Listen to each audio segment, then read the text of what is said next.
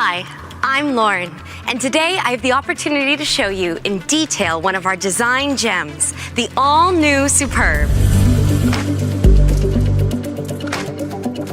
And who better to describe the beauty of the car than its creator? Thank you very much for this nice introduction of the car. I think the designers put a lot of work on this and it shows off. It really does. I will explain now a little bit about the front of the Superb.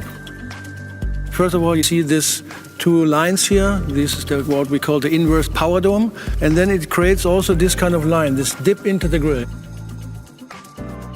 And you see also that all these elements are not in chrome anymore. They're in a different color, which we call UDC, Unique Dark Chrome. It's much more sustainable than chrome, and it looks also gorgeous, looks more modern. But then also we have the grille, and we're connecting the headlights right to the grille.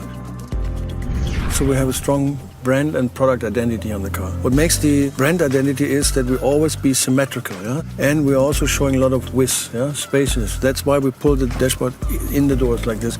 And we have a lot of lines that emphasize this as well. Yeah? Also these hidden vents, yeah, they're very nice because this makes this, again, the product, this is especially for the Superb we developed this, and this gives a very strong character to the car. I really love the practicality of the design and the elegance of the leather as well as the door handles. Yeah, the door handle is quite nice. They also, by the way, in UDC.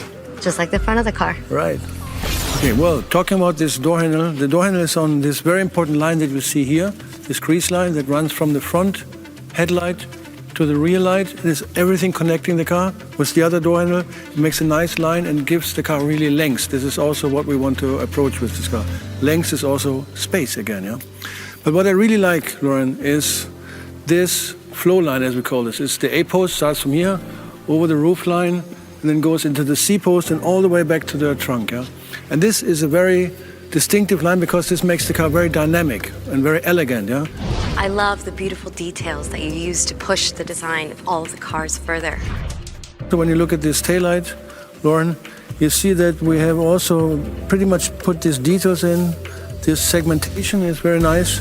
We can hide the shut line on the side. We have this illuminated fingers on the side of the car. It's really great and astonishing. And by the way, also we have good aerodynamics because of this aerodynamic feature that we see also here on the light. Yeah? So everything pays into this looking modern and very sophisticated. Now, I'm wondering one thing.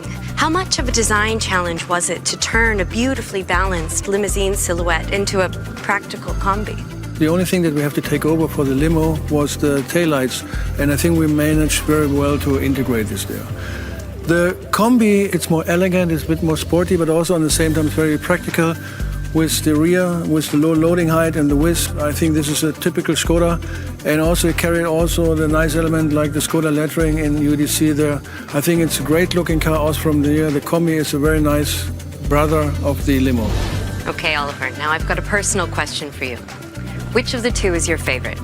Wow, Lauren, that's a tricky question, I have to say. I mean, it's like asking parents what is their favorite child. I would leave this to the customers. They can choose. We have a good offer. Skoda.